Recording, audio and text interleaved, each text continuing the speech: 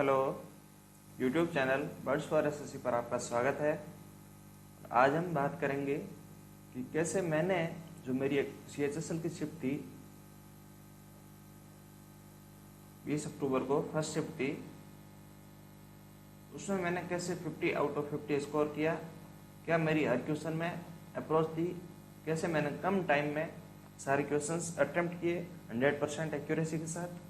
तो उस बारे में हम आज इस वीडियो में बात करेंगे और मैं पूरे 25 क्वेश्चन के लेके आपके साथ हूँ कि मैंने वो क्वेश्चन कैसे अटेम्प्ट किया है। हर क्वेश्चन की अप्रोच बताऊंगा मैं। पहले तो एग्जाम अप्रोच बताऊंगा कि एग्जाम में मैंने उन क्वेश्चंस को कैसे किया और फिर आपको कैसे करना है या फिर उनकी पीछे बेसिक क्या है, इस बारे में भी हम इस वीडियो में बात करेंगे। तो शुरुआत करते हैं फर्स्ट क्वेश्चन पे। फर्स्ट क्वेश्चन था DI का। जो ओरिजिनल आंसर की थी वो मुझे मिली नहीं, इसलिए मैंने ये टेक्स्ट बुक से लिए। तो इसमें जो फर्स्ट क्वेश्चन है वो है DI का। वैसे तो मैं DI स्किप करता हूँ, सारे क्वेश्चन साथ में करता हूँ, लेकिन CHSL का एग्जाम था, मुझे ऐसे लग रहा था कि हाँ मेरे टाइम कम नहीं पड़ेगा, तो इस वजह से मैंने 1 से 25 तक सारे क्वेश्चन कंटिन्यू किए थे। बाकी ऐसा करना भी नहीं चाहिए, आपके पास स्किप करने की क्वालिटी भी होनी चाहिए, जो मेंस में या फिर CPO में आपके लिए काफ़ी हेल्पफुल रहती है। क्योंकि आप सारे क्वेश्चन एक साथ अगर लेके बैठ गए तो आप पेपर पूरा अटेम्प्ट नहीं कर पाओगे। हो सकता है उनको 2 से 3 शिफ्ट में उनको करने की कोशिश करें, तो उससे आप पूरा पेपर अटेम्प्ट कर पाओगे इजीली। तो शुरुआत करते हैं फर्स्ट क्वेश्चन से। ये DI दे रखी है, पाई चार्ट है, जिसमें छात्रों की कुल संख्या दे रखी है हमको 2800 और अलग अलग जो गेम खेलते हैं उनका परसेंटेज दे रखा है हमको। यदि क्रिकेट खेलने वाले 24 छात्रों को कबड्डी में स्थानांतरित कर दिया जाता है, मतलब कि जो क्रिकेट खेलते हैं उनमें से 24 स्टूडेंट्स को निकाल के किसमें, कबड्डी में ट्रांसफर कर दे, तो उनका बाद में जो रेशियो आएगा, नया अनुपात आएगा, वो क्या होगा। सबसे पहले तो क्रिकेट खेलने वाले जो प्लेयर्स हैं उनकी संख्या निकालेंगे और जो कबड्डी खेलने वाले उनकी संख्या निकालेंगे। तो टोटल कितने, 2800। तो 2800 को परसेंटेज क्या होगा, 2 जीरो हट जाएंगे, बचे क्या, 28 और क्रिकेट खेलने वाले कितने, 23। 28 इंटू 23, इनका अगर हम मल्टीप्लाई करें तो ये होगा 28 इंटू 2 560। अगर यहाँ 0 हो तो ये, अगर यहाँ 3 ऐड करें साथ में तो 28 इंटू 3 84, ये बन गया हमारे पास। अब इन दोनों को ऐड कर लीजिए तो 644। ये कौन से थे, क्रिकेट खेलने वाले। लेकिन हमने क्या किया, इनमें से 24 को कबड्डी में ट्रांसफर किया, तो यहाँ से 24 क्या होंगे, कम भी हो गए। यहाँ से अगर 24 कम हो जाएंगे तो हमारे पास बचेंगे क्या, 620। ये है क्रिकेट खेलने वाले नए प्लेयर। फिर कबड्डी में 28 का, कबड्डी में क्या है, कबड्डी हमारा 12%। ये क्या हो जाएगा, 280 प्लस 56, 28 प्लस 1 इंटू 1, तो ये होगा 10, 280 प्लस 56, ये बन गया हमारे पास 336। और ट्रांसफर कितने हुए थे, 24, तो वो इसमें क्या हो जाएंगे, ऐड हो जाएंगे, ये बन गया हमारे पास 360। तो नया रेशियो क्या आ जाएगा, 31:18। ये इसका आंसर होगा 31:18, ए ऑप्शन। तो आपको इसमें क्या सीखने को मिल सकता था कि मल्टीप्लाई कैसे करते हैं कम टाइम में। या तो आप ऐसे कर सकते हो, 28 इंटू 23 का मल्टीप्लाई, 8 इंटू 3 24 का 2, फिर 3 इंटू 2 6, 8 इंटू 2 16 और 6 22 प्लस 2 24, फिर ये गया 4 2 और 2 इंटू 2 4 प्लस 2 644। या तो ऐसे कर सकते हो, या फिर इसको 20 प्लस 3 में तोड़ के, मैंने क्या किया, इसको 28 इंटू 20 प्लस 3 में इसको तोड़ दिया और फिर दोनों के साथ अलग अलग मल्टीप्लाई करके ऐड कर दिया। और ये चीज़ें आपको एग्जाम में लिखनी नहीं है, जैसे 560 प्लस 84, ये आपको पेन से लिखनी नहीं है, आपको माइंड में सोच के करनी है, जिससे आपका और कम टाइम लगे। ये था फर्स्ट क्वेश्चन।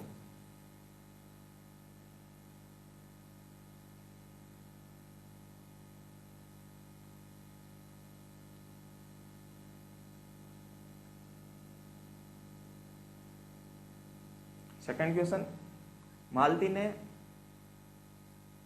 एक टीवी 10% पर GST सहित 8,800 रुपये में खरीदा। तो ये क्या हुआ, इसकी खरीदने की प्राइस हुई उसकी, कितने में उसने खरीदा हुआ है। तो टीवी का मूल क्रय मूल्य जिस पर दुकानदार को या फिर जो शॉपकीपर है उसने उसको कितने में खरीदा, क्रय मूल्य जो उसका मूल था वो क्या होना चाहिए। 8,800 इतने में तो मालती ने खरीदा है, तो इसके साथ उसने क्या दिया, 10% जीएसटी दिया है। मतलब अगर मान लो कि 100 रुपये उसका सीपी था तो 10% जीएसटी मिला के क्या हो गया, अगर 10% जीएसटी मिला दो तो 110।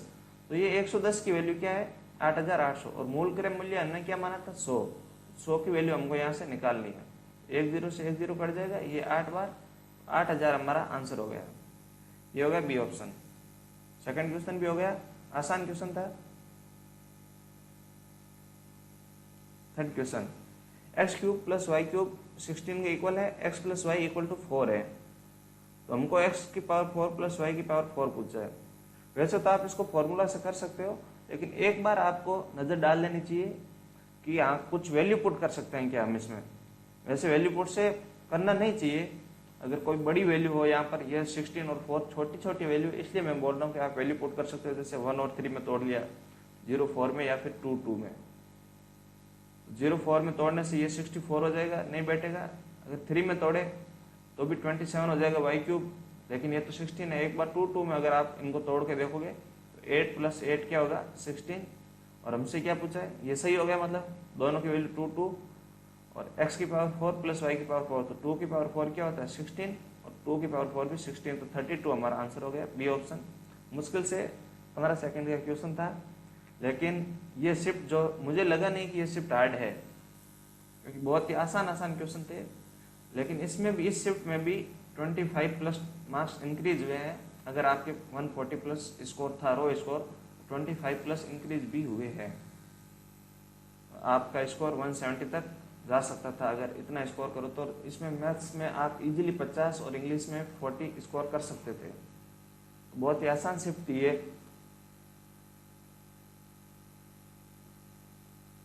नेक्स्ट क्वेश्चन, यदि 4/3 sorry x square plus 1/x² equal to 102 2/3, तो हमको ये वैल्यू पूछी है। तो सबसे पहले तो इसको सॉल्व करो, 3 से 3 कट जाएगा, ये हो जाएगा 330 + 2 332। 4x² plus 1/x² 332 83। x² plus 1/x² 83, और हमको किस में पूछिए, माइनस वाली वैल्यू पूछिए एक्स क्यूब में। तो यहाँ से x - 1/x की वैल्यू क्या आ जाएगी, 81। कैसे आई ये, दोनों साइड से -2 कर दो, ये तो क्या बन गया, x - 1/x का होल स्क्वायर, और इधर 81 x - 1/x का होल स्क्वायर। तो अंडर रूट हटेगा, स्क्वायर हटेगा, तो यहाँ क्या आ जाएगा 9। तो x - 1/x की वैल्यू क्या आ गई, 9। फिर हमको पूछा कि x³ - 1/x³। x³ - 1/x³ क्या हो जाएगा, यहाँ से 729 + 27। कैसे, जब x - 1/x = a हो, x³ - 1/x³ किसके इक्वल होता है, a³ - 3a के। ये आप लिखने की बजाय डायरेक्ट इसको करो, तो ये तो आ गई x³ - 1/x³ की वैल्यू। अब इनको ऐड करने की जगह आप, अगर यहाँ हमको क्या पूछा 1/9, तो पहले 9 का भाग दे दो आप, ये क्या हो गया 81 + 3 84, इसका आंसर हो गया सी ऑप्शन। अगर आप पहले ऐड करते थोड़ी सी कैलकुलेशन हो सकता है 3 सेकंड का भी फर्क पड़े, 5 सेकंड का पड़े, पर फर्क पड़ता है आपको। ये हो गया फोर्थ क्वेश्चन।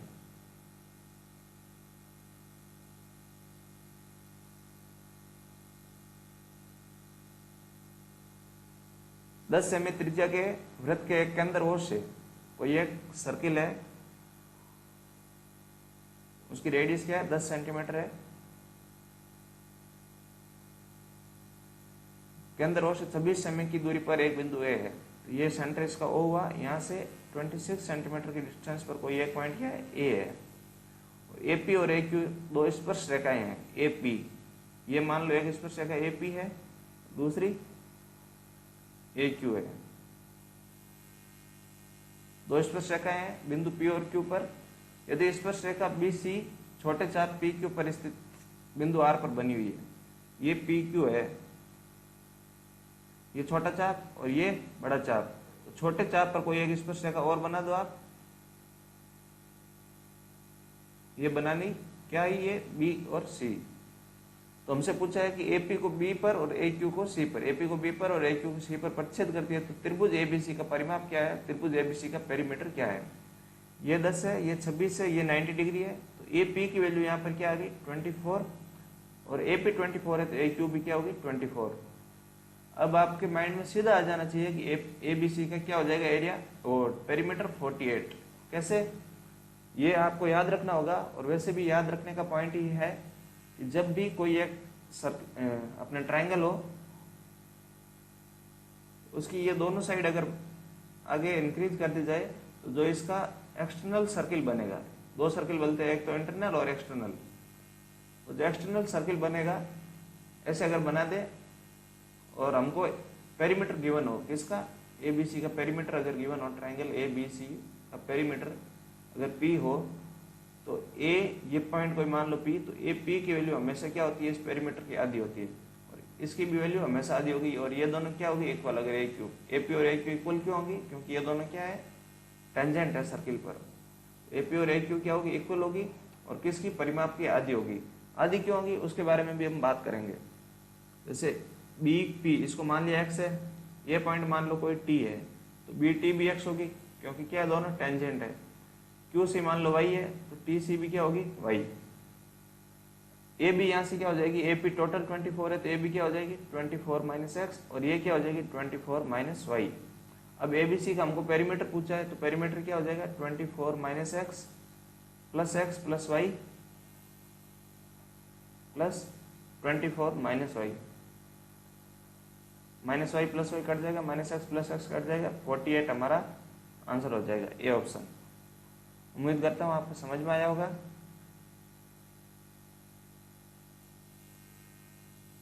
ऐसे ऐसे क्वेश्चन भी एग्जाम में आए हैं। ये डिवाइड का साइन है, अगर आपको शायद दिख नहीं रहा होगा। सबसे पहले तो ब्रैकेट सॉल्व करते हैं। 7 divide by 7 1, 1 plus 7 8, 8 into 7 56, 56 plus 7 63, plus 7 divide by 7 क्या होगा 1, 64 बी ऑप्शन। 10 सेकेंड का क्वेश्चन भी नहीं था ये।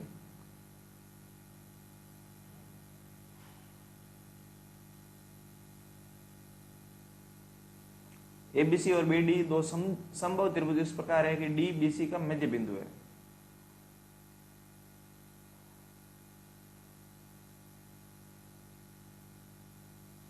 ए बी सी, एबीसी और दूसरा क्या है डी बी डी ई, और डी क्या है बीसी का मध्य बिंदु है। ये बीसी है तो ये इसका मध्य बिंदु हुआ। बी डी ई का कैसे बन सकता है, ये बन गया बी डी ई। ये दोनों क्या समद्विबाहु है, कौन कौन से बी डी और एबीसी, मतलब समबाहु है, सॉरी। ये 60 है, ये भी 60, ये भी 60, और एबीसी भी समबाहु है तो ये भी 60 और ये भी 60। तो दोनों ट्रायंगल क्या हो गए समरूप हो गए, और ये दोनों मिड पॉइंट हुए। मिड पॉइंट से बेस के पैरेलल अगर कोई लाइन ड्रॉ करे वो भी मिड पॉइंट होगी। और ये पैरेलल क्यों है, क्योंकि ये दोनों समरूप है। अब अगर ये 1 होती है तो ये साइड क्या हो जाएगी 2, थेल्स थ्योरम से ये 1 और ये 2। ये बातें आपको याद रखनी होती है, बार बार आपको सिमिलरिटी से इनको प्रूव करने की जरूरत नहीं होनी चाहिए। और जब जो बेस का रेशियो होता है दो सिमिलर ट्रायंगल में, कोई भी साइड का बेस का जरूरी नहीं है, साइड कोई भी हो सकती है, एल्टीट्यूड हो सकता है, मीडियन हो सकता है, कुछ भी हो सकता है।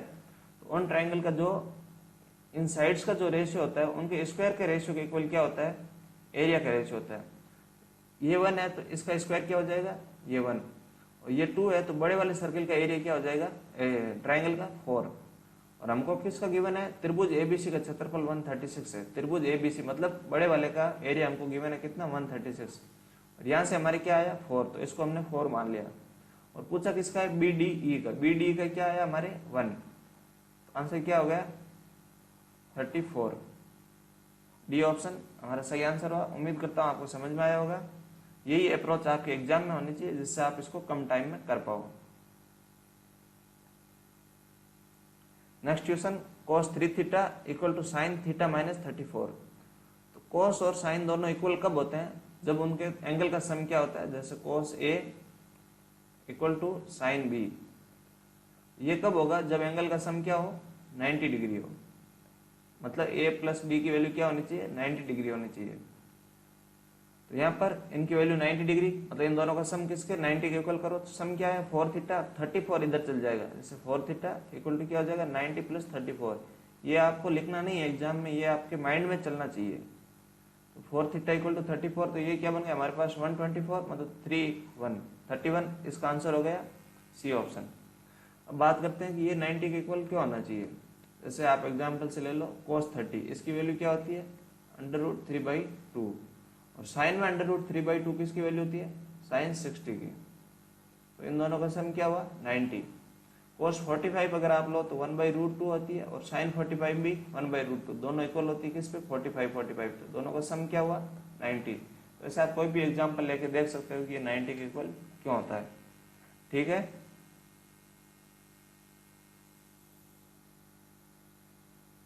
राहुल और मिथुन 30 किमी की दूरी तय करते हैं, उनकी गति का योग 70 किमी प्रति घंटा है, और दोनों की दूरी तय करने में लगने वाला कुल समय 2 घंटे 6 मिनट है। उनके गति के बीच का अंतर क्या है। एक फॉर्मूला होता है S बराबर v1v2, या D बोल सकते हो, D बराबर v1v2 v1 plus v2 into del T. इसके बारे में हम बाद में बात करेंगे, और ये भी आपको लिखना नहीं है, आपको सीधा इसको सॉल्व करना है। 30 equal to v1v2 upon v1 plus v2, गति का योग कितना है 70, और टाइम कितना दे रखा आपको 2 घंटे 6 मिनट, मतलब 2 से ही 1/10, 21/10। ये कट गया 21 बार। v1 v2 की वैल्यू हमारे पास क्या आ गई 1000, और v1 प्लस v2 क्या दे रखा है हमको 70। तो हम यहाँ से डायरेक्ट वैल्यू सोच सकते हैं कि 50 और 20 हो सकती है, इससे इनका सम भी क्या हो गया 70, और मल्टीप्लाई भी क्या हो गया 1000। हमसे क्या पूछा है डिफरेंस, डिफरेंस क्या आ जाएगा 30। डी ऑप्शन इसका सही आंसर होना चाहिए। अब ये फॉर्मूला क्यों लगा, कैसे लगा, उसके बारे में बात करते हैं।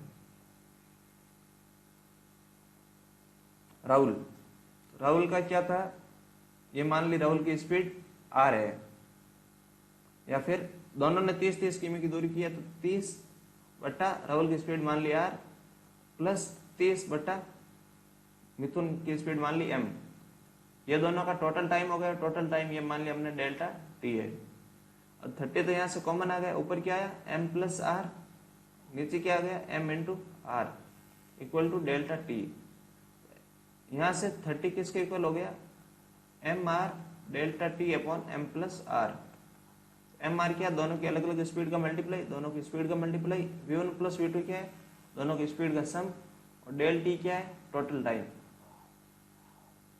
ऐसे हम इसको कर सकते हैं। और ये 30 क्या है डी है, दोनों के बीच की डिस्टेंस है। तो ये कब कब अप्लाई होगा ये फॉर्मूला, वो बात आप ध्यान में रखें। या तो कोई दो अलग अलग पर्सन और सेम डिस्टेंस दे रखी हो, या फिर एक ही इंसान दो, या तो ऐसे आता हुआ या फिर जाता हुआ, और डिस्टेंस हमको सिर्फ एक बार लेनी है, 2 बार नहीं। और इस केस में और नया क्या हो सकता है, यहाँ पर तो आपको कुल समय दे रखा है, कुल समय ना दे के वो इन दोनों के बीच का डिफरेंस भी दे सकता है। जैसे राहुल और मिथुन ने 30 किमी की दूरी तय की गई, इनके योग का डिफरेंस दे, उनकी गति का डिफरेंस दे सकता है, और टाइम का डिफरेंस भी आपको दे सकता है कि दोनों की जो टाइम लगा है दोनों को, जैसे एक को T1 लग गया दूसरे को T2, दोनों के टाइम के डिफरेंस में भी आपको ये क्वेश्चन पूछ सकता है। या फिर इस पे कौन से क्वेश्चन बन सकते हैं, जैसे वो क्वेश्चन होते हैं आपके, अगर इस स्पीड से जाता है 40 की स्पीड से जाता है तो जो एग्जैक्ट टाइम था उससे 5 मिनट पहले पहुंच जाए, और अगर 50 की स्पीड से जाता तो एग्जैक्ट टाइम से 10 मिनट पहले पहुंच जाए। तो यहाँ पर भी टाइम का डिफरेंस मिलेगा आपको 5 मिनट। वो भी इस कंसेप्ट पर बेस्ट क्वेश्चन है। अगर आगे मुझे मिला तो मैं आपको 1-2 क्वेश्चन वो जरूर करवाऊंगा। ये हो गया 9 क्वेश्चन।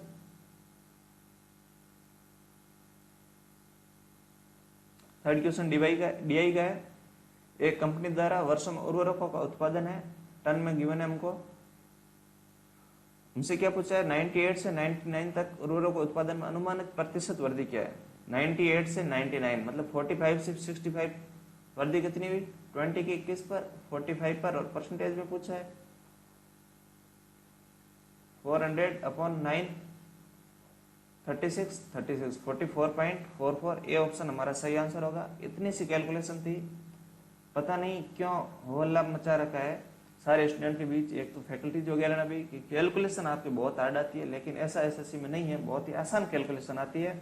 आपको जो टाइम मिलता है उससे भी कम टाइम में आप पेपर आसानी से कर पाओगे। अभी तक आपने देख लिया होगा टोटल हमने कितने क्वेश्चन कर लिए, 10 क्वेश्चन कर लिए, लेकिन आपको शायद ही कोई क्वेश्चन में कैलकुलेशन लगी हो।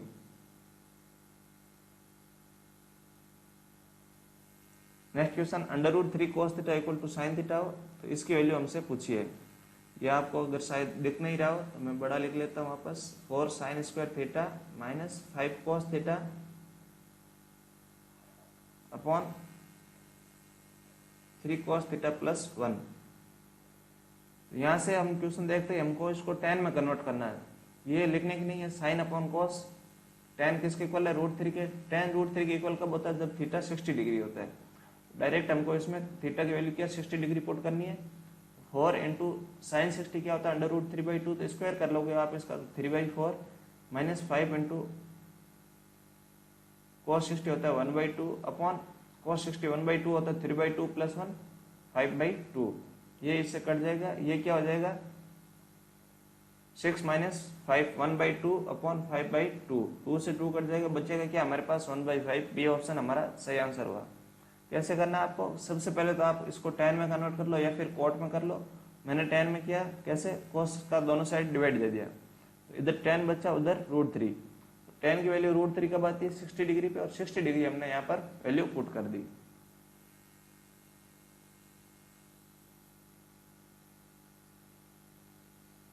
नेक्स्ट क्वेश्चन, एक समद्विबाहु त्रिभुज एबीसी में कोई एक त्रिभुज है, समद्विबाहु है, आइसोसेलेस ट्रायंगल है ए बी सी में ए बी और ए सी इक्वल है। ए बी और ए सी ये दोनों क्या है? इक्वल है, और ए डी बी सी पर परपेंडिकुलर है। ए डी क्या है? परपेंडिकुलर है बी सी पर। परपेंडिकुलर समद्विबाहु त्रिभुज में हमेशा सामने वाली साइड को दो इक्वल पार्ट में डिवाइड करता है। यदि ए डी की वैल्यू 6 है, मतलब ये एंगल भी क्या है 90 डिग्री, तो त्रिभुज एबीसी का परिमाप 36 है। इस ट्रायंगल का जो पेरीमीटर है वो 36 गिवन है, और एबीसी का एरिया हमसे पूछा है। तो आपके माइंड में ये क्वेश्चन देखते ही आ जाना चाहिए, ये 90 डिग्री और ये 6 है, तो कौन कौन सी ट्रिपलेट पॉसिबल है? 6, 8 और 10, ये ट्रिपलेट पॉसिबल है। ये 10 हुई तो ये भी 10, और ये 8 हुई तो ये भी 8। अब आप चेक करो पेरीमीटर, ये 10 20 प्लस 8 28 प्लस 8 36, मतलब हमने जो माना है वो बिल्कुल सही है। और आपको यही अप्रोच लगानी चाहिए एग्जाम में कि 6 के साथ हमेशा 8 और 10 आएगा। कब? जब ट्रिपलेट देखना पड़े हमको यहाँ 90 डिग्री की होना। नहीं तो आप इसको बेसिस से भी कर सकते हो, लेकिन उसमें आपको टाइम लग जाएगा। अब हमसे क्या पूछा? त्रिभुज एबीसी का क्षेत्रफल 1/2 इंटू 16 इंटू 6 48। डी ऑप्शन इसका सही आंसर होगा। बहुत ही कम टाइम में आप इसको कर पाए, लेकिन अगर इसके बेसिक से करने की ट्राई करोगे तो आपको टाइम लग जाएगा। बेसिक क्या है वो भी मैं बता दूं। ये हमको गिवन है क्या 6, हमने मान लिया कि ये x है तो ये भी x होगी, और ये दोनों इक्वल होनी चाहिए। तो ये दोनों इक्वल कैसे कर सकते हैं हम? पाइथागोरस से √x² माइनस 6, और ये भी 36, ये भी x² माइनस 36 होगी, तो टोटल बेस क्या हो जाएगा? Twice of x² minus 36। Perimeter हमको गिवन है तो ये तो आ गई, बाकी की दोनों साइड क्या होगी? प्लस का 2x, और ये किसको इक्वल कर दो? 36 के। अब इसको आप सॉल्व करो, पहले तो 2 से डिवाइड करो, फिर x को इस साइड ले जाओ, दोनों साइड होल स्क्वायर करो, तो उससे x की वैल्यू आ जाएगी। और नहीं तो आपके पास एग्जाम में करने की अप्रोच यही होनी चाहिए कि आप सीधा ट्रिपलेट मान लो।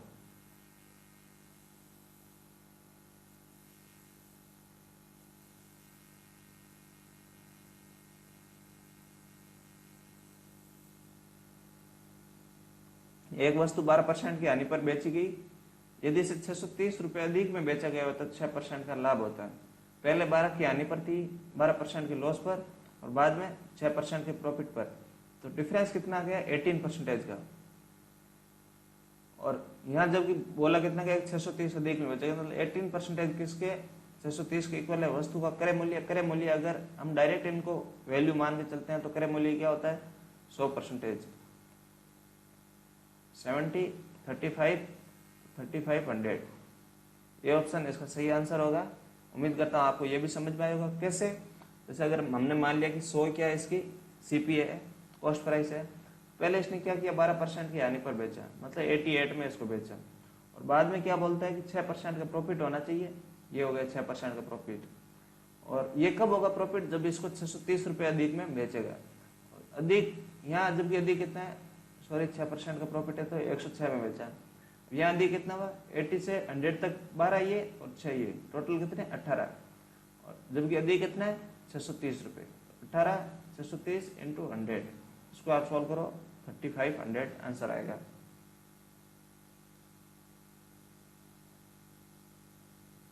वही सेम डी है जो फर्स्ट क्वेश्चन में था। तो हॉकी और टेनिस में मिलाकर नामांकित छात्रों की औसत संख्या पूछी। कौन कौन से, एक तो हॉकी और दूसरा टेनिस। हॉकी में कितने 26 और टेनिस में 14, तो दोनों का मिला के सम कितना हो गया 40, और हमको एवरेज पूछा है तो 20% हमको इसका निकालना है, किसका 2800 का। तो 2800 का 20% क्या हो जाएगा 560। ए ऑप्शन हमारा सही आंसर होगा। देखो यही कैलकुलेशन आती है, इतनी आसान कैलकुलेशन आती है। सबसे ज़्यादा कैलकुलेशन हम डीआई में एक्सपेक्ट कर सकते हैं, और उसमें ऐसी क्वेश्चन आपको, ऐसी कैलकुलेशन आपको देखने को मिलेगी।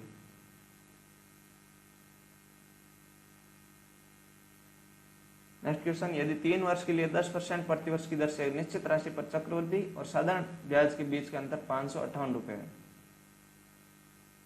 तो कब है इनके सीआई और एसआई के बीच का डिफरेंस हमको दिया है कब 10% की रेट से। 10% की रेट से डिफरेंस हमेशा होता है 31 का। वो कैसे होता है उसके बारे में बात करेंगे। मेरे को ये याद था, एग्जाम के टाइम पे मुझे याद था कि 31 डिफरेंस होता है। 558 इसको काटोगे आप तो 1 और 8 18 बार कटेगा। 18 क्या आ गई 31%, 1% की वैल्यू। हमसे क्या पूछा राशि, तो राशि हम मान के चलते हैं कि 1000 होती है जब ये 31 आता है। ये भी मुझे उस टाइम याद था, लेकिन कैसे है वो भी मैं आपको बताऊंगा। 18,000 हमारा आंसर हो जाएगा। कैसे याद था, जब 10% दे रखा हो और 3 साल के लिए पूछे तो आपको प्रिंसिपल मानना क्या होता है R/100, और इसका और 100/R, और इसका क्या करना है आपको, 3 साल का है तो क्यूब कर लो। R की वैल्यू 10 है, 10 की पावर 3 क्या होता है 1000। ये मान लिया हमने, क्या है इसका मूल राशि है जो प्रिंसिपल है। अब इस पर अलग अलग ब्याज देखे, जैसे 10% का ब्याज क्या होगा 1/10।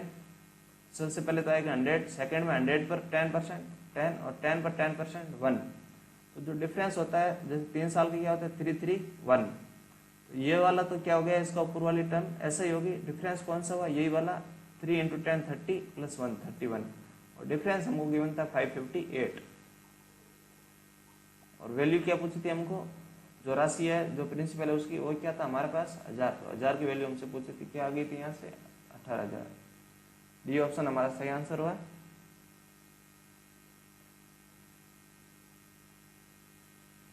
विपिन और दिनेश का वेतन 5:8 के अनुपात में है। यदि प्रत्येक का वेतन 48 रुपये बढ़ जाता है तो 7:10 अनुपात हो जाता है। 5:8 इनका पहले था, 7:10 बाद में था। अब आपको क्या किया, इन्होंने वेतन बढ़ाया और दोनों का सेम वेतन बढ़ा है। प्रत्येक का वेतन 48 रुपये बढ़ा है, क्योंकि यहाँ 5 से 7 2 बढ़ा है, यहाँ भी 8 से 10 2 बढ़ा है, मतलब दोनों का यहाँ पर भी सेम बढ़ा है। तो 2 की वैल्यू किसके इक्वल होगी 4800 की, तो 1 की 2400। हमसे किसकी पूछी है, विपिन का वेतन। विपिन क्या था पहले वाला, विपिन का वेतन क्या 5 से 2400 × 5 क्या हो गया 12,000। बी ऑप्शन आपका सही आंसर हुआ।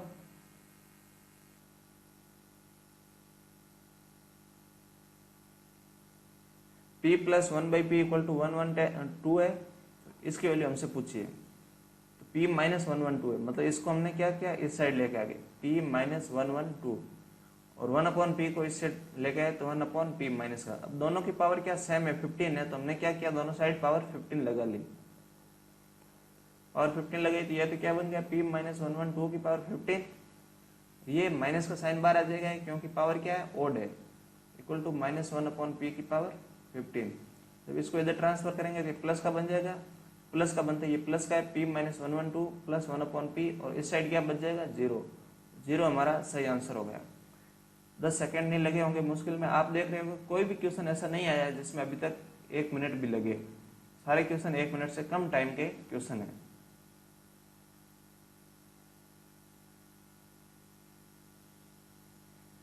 चार M 370942679, यह संख्या 8 और 11 दोनों से विभाज्य है, जहाँ M और N एकल पूर्णांक अंक है, तो M और N के मान क्या हो सकते हैं। तो सबसे पहले तो हमको चेक करना होगा कि जो 8 से डिविजिबल कौन सा है। मैं नंबर वापस लिख रहा हूँ 4M 3709 4267N। ये क्या है 8 से भी है और 11 से, दोनों से डिविजिबल है। तो सबसे पहले हम 8 की डिविजिबिलिटी चेक करेंगे। 8 की डिविजिबिलिटी कैसे चेक करते हैं, लास्ट के जो 3 डिजिट है इनमें आप 8 का भाग देके देखो कि भाग कब जा रहा है। इसमें 8 का भाग दोगे तो 64 बचेगा क्या 3। भाग पूरा पूरा कब जाएगा, जब n की वैल्यू क्या होनी चाहिए, 8 इंटू 4 क्या होता है 32, मतलब n की वैल्यू कहीं ना कहीं 2 होनी चाहिए जिससे ये डिविजिबल होगा 8 से। तो n की वैल्यू हमारे पास क्या आ गई यहाँ से 2। अब अगर आप एक बार ऑप्शन पर नजर डाल दो तो ऐसा ऑप्शन एक ही है, सी ऑप्शन, जहाँ n की वैल्यू 2 है। लेकिन एग्जाम टाइम में ये इतना पॉसिबल नहीं होता कि आप ऑप्शन और क्वेश्चन साथ साथ देखते चलो। होना भी चाहिए, वैसे आपको ध्यान रखना चाहिए। फिर भी अगर नहीं हो तो एक आप m की वैल्यू भी निकाल सकते हो, ज़्यादा टाइम नहीं लगेगा।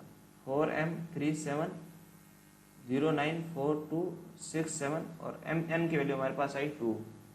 m की डिविजिबिलिटी 11 की डिविजिबिलिटी का रूल क्या है कि सबका डिफरेंस लो। जैसे 2 माइनस 7 क्या आ गया -7, 6 माइनस 2 क्या आ गया 4, प्लस का 4 माइनस 9 क्या आ गया माइनस का 5, 0 माइनस 7 क्या आ गया माइनस का 7, प्लस 3 माइनस 3 माइनस का m और प्लस 4। ये क्या होना चाहिए, जो ये हमारे पास आया या तो ये 0 हो जाना चाहिए या फिर 11 से डिविजिबल होना चाहिए। ये क्या है हमारे पास 4 4 8 और 3 11 माइनस m, ये क्या गया माइनस का 17 माइनस m माइनस 6। अब ये 11 से डिविजिबल कब हो सकता है, जब m की वैल्यू क्या हो 5 हो। जैसे -5 माइनस 6 क्या हुआ माइनस का 11, जो क्या 11 से डिविजिबल है। तो m की वैल्यू यहाँ से हमारे पास क्या आ गई 5, जो कि सी ऑप्शन में है। वैसे आपको पहले ही कर लेना चाहिए था। इससे बात करते हैं नेक्स्ट क्वेश्चन की।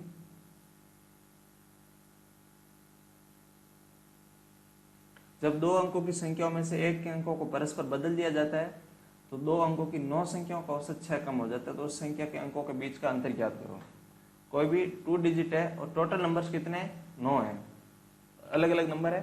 तो उन सब में से सिर्फ एक संख्या कोई दो अंकों की है, उसकी डिजिट आपस में चेंज कर दिया, जैसे y का x कर दिया। तो उनके एवरेज में फर्क क्या पड़ा कि एवरेज 6 से कम हो गया। 9 का 6 से कम हुआ तो टोटल नंबर कितना कम हुआ होगा 54, क्योंकि 1 से 6 कम हो रहा है। एवरेज मतलब पर यूनिट लेते हैं तो 9 का कितना हो जाएगा 54। ये क्या टोटल नंबर कम हुआ है, 6 तो एवरेज था और ये टोटल कितना कम हुआ है। तो एक्स वाई है, कोई 2 डिजिट को हम कैसे लिख सकते हैं 10x प्लस वाई, और डिफरेंस हमने बाद में क्या किया 10y प्लस एक्स किया जब डिजिट चेंज हुए।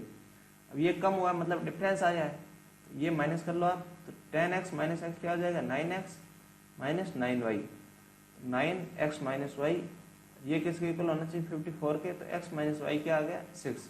हमसे क्या पूछा है उस संख्या के अंकों के बीच का अंतर। अंक कौन से x और y, तो इनके बीच का डिफरेंस क्या आ गया 6। ये ऑप्शन हमारा सही आंसर हुआ।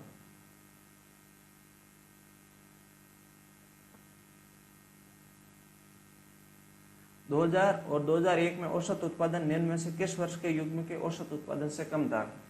इसमें क्या चेक करना है कि सबसे पहले 2000 और 2001 का एवरेज जो प्रोडक्शन है वो कितना है। फिर चेक करना है कि जो नीचे हमको ऑप्शन गिवन है इनमें से कौन से ऑप्शन में वो 2000 और 2001 का उस ऑप्शन से कम है, ये हमको चेक करना है। 2000 और 2001 कौन से 50 और 75। आपको कैलकुलेट नहीं करना, डायरेक्ट ऑप्शन से आपको अगर ऐसा ग्राफ हो चेक कर सकते हो। फिर 2001 और 2002 फर्स्ट ऑप्शन है, इसमें कॉमन क्या 2001 तो कॉमन है, मतलब 75 तो क्या हो गया कॉमन। बाकी के दोनों को कंपेयर कर सकते हैं। जैसे 2000 का तो क्या था 50 और 2002 का 80, तो हमेशा यही ज्यादा होगा इनका एवरेज। 2001 और 2002 का क्या होगा इससे ज्यादा होगा। हमसे क्या पूछा 2001 और 2001 कम किससे था, मतलब 2001 और 2 से कम था। तो ये ऑप्शन हमारा सही आंसर हो गया। आप ऐसे कैलकुलेशन के बजाय ऐसे चेक करके आप इसे कर सकते हो। नेक्स्ट क्या दो धनात्मक संख्याओं का अंतर 1020 है यदि बड़ी संख्या का 7.6%, छोटी संख्या का 12.4%। हमने मान ली बड़ी संख्या क्या x है, इसका 7.6% और बड़ी संख्या हमने मान ली y है, इसका 12.4%, छोटी मान ली y है। तो इन दोनों का इक्वल है दोनों, ये पॉइंट से पॉइंट हट जाएगा, 4 से कटेगा तो 19 बार, ये 31। तो x और जो y का रेशियो आ जाएगा वो क्या आ जाएगा, रेशियो उल्टा हो जाता है हमेशा ये। अब हमको क्वेश्चन में क्या गिवन है कि दोनों का अंतर 1020 है, यहाँ दोनों का अंतर कितना है 12। 12 की वैल्यू किसके इक्वल है 1020 के। और पूछा क्या दोनों संख्याओं का योग 31 और 19 योग क्या हो गया 50। 50 की वैल्यू हमसे पूछी है, ये हो गया 96 55। तो 50 की वैल्यू क्या होगी 85 इंटू 50, ये हो गया हमारे पास 25 25 4250। डी ऑप्शन हमारा सही आंसर हुआ। ये हो गया 21 नंबर क्वेश्चन कैलकुलेशन। अब अभी तक आपको कोई भी एक भी क्वेश्चन में अच्छी नहीं मिली है और ना ही कोई क्वेश्चन ऐसा आया है कि जिसमें कुछ नया कंसेप्ट हो। नेक्स्ट क्वेश्चन, एबीसी एक समकोण त्रिभुज जो कहा ए पर समकोण है। ए पर क्या समकोण है? A B C. इसमें एक वृत्त बना हुआ है, इसमें एक क्या है? सर्किल है। हमसे पूछा, ये डायग्राम बना नहीं है, मैं ऐसे आपको समझाने के लिए बना रहा हूँ। समकोण युक्त दो भुजाओं की लंबाई क्या है? 48 और 14 जो समकोण के साथ है, राइट एंगल के साथ है, उनकी साइड हमको गिवन है 48 और 14। इसके अंदर बने वृत्त की त्रिज्या, तो आपको राइट एंगल पूछा है और अंदर बने वृत्त की अंतर्वृत्त की त्रिज्या पूछी है, तो उसका फॉर्मूला आपको सीधा याद होना चाहिए, a plus B minus C upon 2, जहाँ ए और बी तो क्या है? हाइट और परपेंडिकुलर, और सी हाइपोटेनियस हो। तो ये 14 है, ये 48 है। तो इसकी वैल्यू क्या आ जाएगी? अगर इसको 2 से काटा तो ये 7, ये 24, इनके मल्टीपल में 7 और 24 के साथ क्या था? 25, और 2 से काट दिया था हमने, तो वापस 2 से मल्टीप्लाई करो तो 50 ये वाली साइड हो गई। अब हमको रेडियस पूछी है, तो a प्लस बी 48 4 52 10 62 माइनस 50 12/2 क्या हो गई? 6। सी ऑप्शन हमारा सही आंसर हुआ।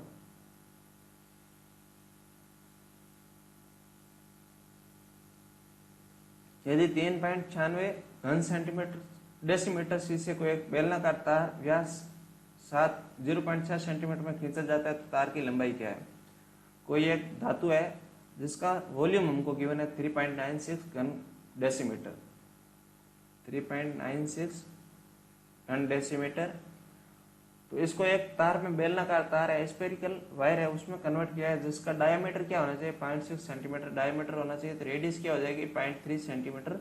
ये किसकी? जो स्फेरिकल वायर होगा उसकी तार की लंबाई, मतलब तार की हाइट या लंबाई कुछ भी बोल सकते हो, आपसे पूछी है इसमें। तो दोनों का वॉल्यूम क्या रहना चाहिए? सेम रहना चाहिए, क्योंकि वॉल्यूम में कोई चेंज नहीं आएगा। हमने उसी जो मटेरियल था उसका इसमें तार में कन्वर्ट किया है। तो जो पहले था 3.96 डेसीमीटर क्यूब, और ये किसमें? सेंटीमीटर में। तो हमको हमेशा यूनिट का ध्यान रखना, यूनिट हमेशा सेम होनी चाहिए। तो 1 डेसीमीटर में कितने? 10 सेंटीमीटर होते हैं।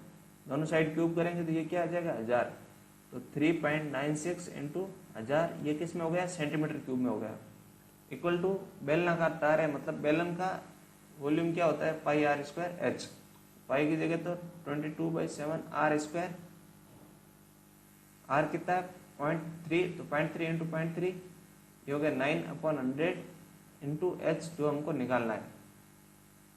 ये क्या बन गया? 3960 22/7 अपॉन 9/100। 2 बार 36 9 और 2 18, तो ये हो गया 20। 7 इंटू 20 140 इंटू 100, ये क्या आ गई? यहाँ पर इसकी हाइट आ गई। हमसे क्या पूछा? तार की लंबाई, लेकिन किस में? मीटर में। मीटर में पूछी है, तो 100 का भाग दे दो, 140 सेंटीमीटर मीटर में आ गया। और वैसे आप भाग नहीं देते, आपको मीटर में पूछी, लेकिन आपका सेंटीमीटर में 140 इंटू 100 आया है।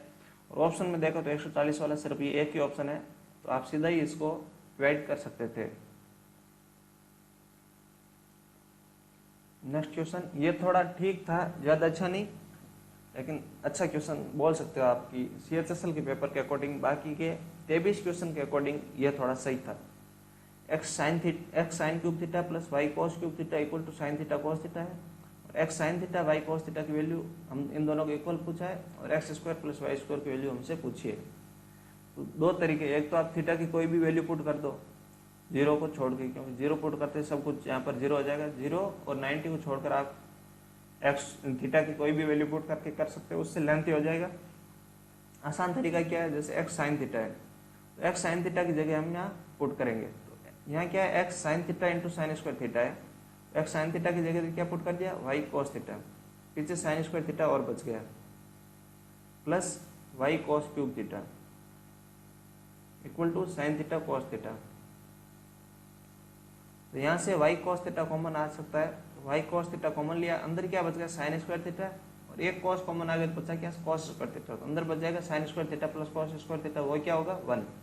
तो यहाँ पर क्या बचा हमारे पास? Y cos theta equal to sine theta cos theta.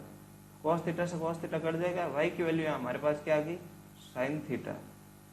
y की वैल्यू साइन थीटा आई है, वो यहाँ पुट कर दो आप, क्या बन जाएगा x साइन थीटा, y की वैल्यू क्या आ गई sine theta into cos theta जो पहले से गिवन था।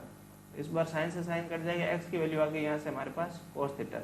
हमसे क्या पूछा था X square plus Y square, X का स्क्वायर मतलब cos square theta plus Y square मतलब sine square theta, cos square sine square theta क्या होता है 1। डी ऑप्शन हमारा सही आंसर हो गया।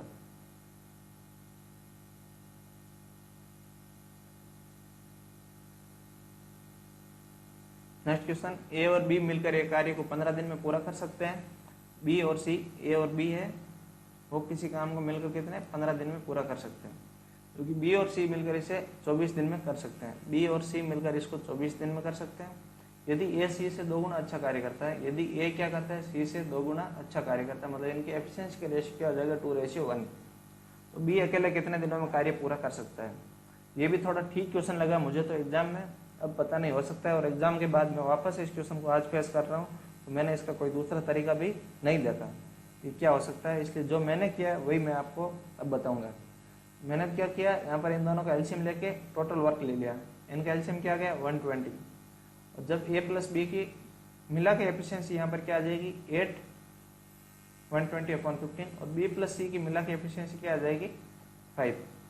तो ये दोनों क्या मिलाकर एफिशिएंसी है। तो मैंने इसको जो इनकी एफिशिएंसी है उनके डिस्ट्रीब्यूशन से इस क्वेश्चन को किया था ए बी और सी।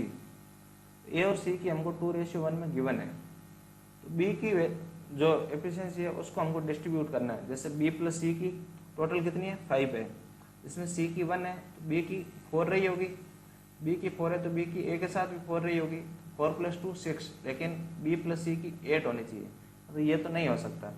फिर क्या करेंगे हम रेशियो चेंज करेंगे इनका, 4 और 2 करेंगे। तो 4 और 2 करें अगर यहाँ पर हम, ये तो कर दिया 4 और ये 2। अब बी और सी की 5 है, जिसमें सी की 2 आ गई तो इसकी क्या आनी चाहिए 3, इसकी 3 आएगी, तो यहाँ भी ए के साथ 3 लेंगे तो 4 + 3 7, जबकि इस केस में गलत होगा। फिर हमने रेशियो चेंज कर सकते हैं, तो ये क्या करेंगे 6 और 3, सी की वैल्यू क्या ली हमने 3, तो बी की क्या आएगी, दोनों को मिला के 5 है तो बी की आ गई 2, बी की इसके साथ भी 2, और ए की क्या है 6 है, 6 और 2 8 भी हो गई, और 2 और 3 5 भी हो गई। मतलब ये एफिशिएंसी का रेशियो आएगा इनका किनका ए बी और सी का 6 4 और 3, नहीं सॉरी 6 2 और 3। बी की क्या 2 है, ए के साथ भी 2, सी के साथ भी 2, तो ये आ गई इसकी एफिशिएंसी किसकी बी की। मतलब पर डे वो 2 काम करता है और टोटल काम कितना है 120, 120/2 ये क्या हो गया 60, यही हमारा आंसर होगा। तो ऐसे 25 क्वेश्चन कंप्लीट हुए हैं। आपने भी देखा होगा कि पर क्वेश्चन में कितना टाइम लग रहा है। सिर्फ एक क्वेश्चन ये ऐसा था मुझे जिसमें मुझे टाइम लगा था, और एग्जाम में तो मैं सीधा सोच भी नहीं पाया, तब तो थोड़ा बहुत मुझे एग्जाम का याद था तो मैंने ऐसे डिस्ट्रीब्यूशन से कर दिया। सिर्फ इस एक क्वेश्चन में मुझको टाइम लगा था, और आप भी देख सकते हो कि आपको भी शायद ऐसे पेपर में टाइम नहीं लगना चाहिए। आसान पेपर था, और इस टाइप के पेपर में भी, इतने इजी पेपर में भी 25+ मार्क्स क्या है इंक्रीज हुए हैं। तो आप कट ऑफ देख के भी डर नहीं सकते, क्योंकि अगर इसमें आपका रो स्कोर 145 के आसपास रहता, 145 से 150, तो आपका सिलेक्शन पक्का है। तो आपकी कट ऑफ आप यही मान के चलो कि आपको रो स्कोर 150 तक ही करना है, जिससे सिलेक्शन तो पक्का ही हो जाएगा। लेकिन अगर सीजीएल की बात करें तो आप इससे ज़्यादा स्कोर करो, जिससे आपको आपका अगर होम स्टेट चाहिए वो हो, या फिर आपकी जो ड्रीम पोस्ट हो वो मिल सके। तो आपको स्कोर तो इतना तो लेके ही चलना होगा। तो इस वीडियो में इतना ही। आई होप आपको ये वीडियो सही लगा होगा, काफ़ी हेल्पफुल भी लगा होगा, और आपको भी ये आइडिया होगा कि हमको एग्जाम में कैसे कैसे क्वेश्चंस को अटेम्प्ट करना है। पूरे 25 क्वेश्चंस मैंने आपको करके दिखाए, और उस एग्जाम के बाद मेरा 20 को एग्जाम था, उसके बाद मैंने ये सारे क्वेश्चन एक साथ आज फेस किए। हो सकता है कि मैंने पहले इनको कहीं किसी ने मुझे भेज भी दिया हो तो ऐसे क्वेश्चन मिल गए हो, तो एक साथ अगर सारे क्वेश्चन आज फेस किए तो उस हिसाब से जो मैंने एग्जाम में किया था वैसा ही मैंने अभी भी ये एक एग्जाम लेके इसको सॉल्व किया है। यही टाइम लगेगा आपको भी। आज के लिए इतना ही, थैंक यू।